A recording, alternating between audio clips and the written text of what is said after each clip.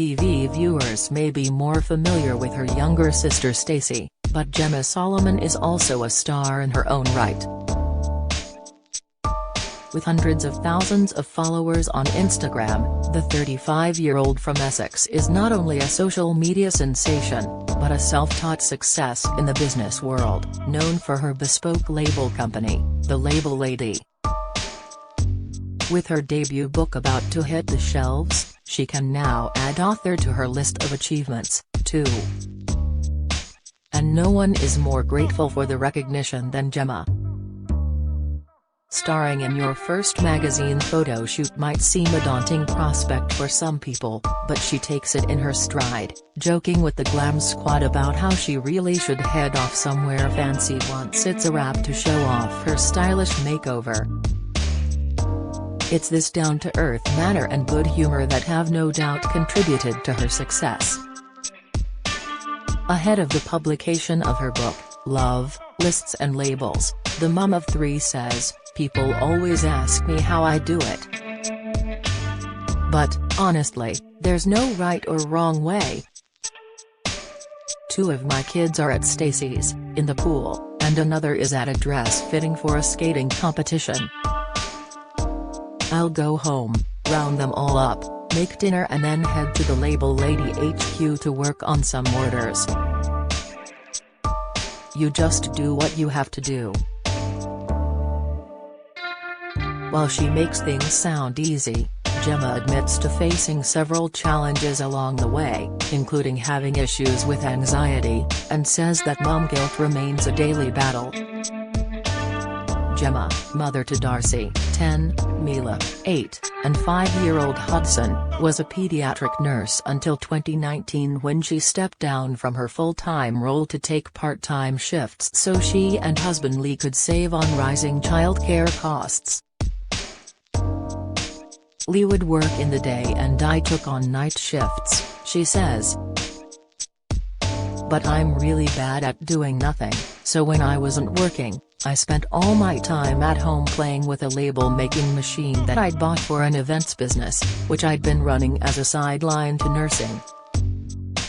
After months of printing labels for everything in her home from spice jars to soap bottles, Jemma's family and friends encouraged her to go further. By 2020 she'd established the Label Lady and created an Instagram account to sell her vinyl decals. The business grew from there. It was quite scary to take the leap because my business is what funds my family.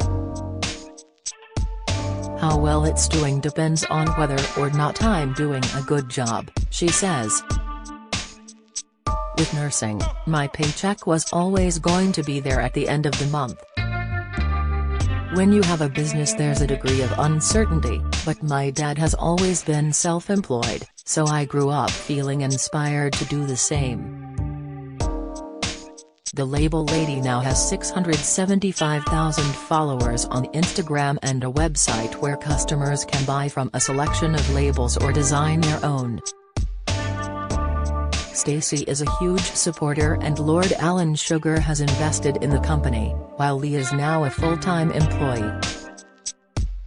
When I first started, I'd work until 5 in the morning then start again a few hours later. I'd bring the kids along to the HQ and make them a den under the table, keeping them occupied with sweets and films to watch, says Jemma. I was so tired, but so grateful that people wanted to order something from me. I've learned a lot from those early days. What with sister Stacey's popular Tap to Tidy Instagram videos and her Sort Your Life Out TV show, in which she helps people transform their homes, it seems a talent for organizing runs in the family. I like to think that growing up, I was the more organized sister. My siblings, Stacey and my brother Matthew, might say otherwise, but keeping tidy has always kept me happy, Jemma adds. The highlight of my summer holiday was heading to W.H. Smith to buy a new pencil case and arrange my stationery. but it was the birth of her eldest daughter Darcy that led Jemma to find a new appreciation of tidiness and order after she started suffering from anxiety.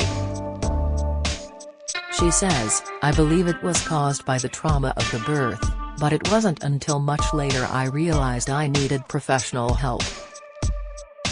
I remember teaching Lee how to resuscitate me because I was convinced that I was going to die. My head was full of figures and statistics that kept reminding me of my own mortality. The survival rate for cardiac arrests outside of hospitals didn't leave my head for a second."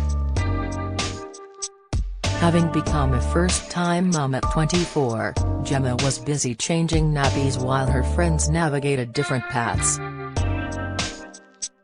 "I was one of the first people in my group of friends to have a baby, so I didn't have anyone to turn to," she says. "I assumed that every new mom felt the same and just never spoke about it. Stacey was already a mom, but it didn't even cross my mind to ask her about it. I have no idea why I didn't mention my worries to her. We tell each other everything." Jemma tried to carry on as normal until a girls' holiday to Ibiza when Darcy was 4 months old triggered a reality check. "I was having the best time, but it felt like I was detached from reality," she says. "It made me realize just how bad things were. When returned home I immediately felt like I had a dark cloud over my head." She saw her GP and, as her anxiety fueled a conviction that medication would make the situation worse, she was referred for therapy and attended weekly sessions for 10 months. "Therapy saved me," she confesses. "I knew that everything would be okay if I could rationalize my thoughts and understand where they were coming from." While she still experiences anxiety, therapy helped her develop coping mechanisms, and staying organized is one of them. "Organization is a good distraction and keeps my mind busy. By tidying through a cupboard, I physically have to move, label, empty, clean and refill objects. By the time I've done all that, my brain has forgotten about whatever was worrying me," she says. Now, Jemma hopes sharing her experiences of anxiety will help other sufferers and make them realize they're not alone. "As more of my friends started to have babies, one by one they'd come to me and ask, 'Did you feel like this when you were a new mom?' And I helped them through it. I created a WhatsApp group where I told all of my friends that if they ever needed to get anything off their mind, nothing was too big or small for the chat. It's a safe space for us to share our feelings." With Stacey also opening up about her anxiety recently, the sisters, who were born 18 months apart, have become invaluable to each other. "I can pick up the phone at 3 a.m. and call Stacey and we'll spend hours crying, or laughing, through an issue together," Jemma says. "Our love for organizing is great, too, and we're always bouncing ideas off each other." It's clear that Jemma's new book is only the tip of her ambitions. "I'm working hard to become my biggest champion and I want to say yes to more opportunities," she says.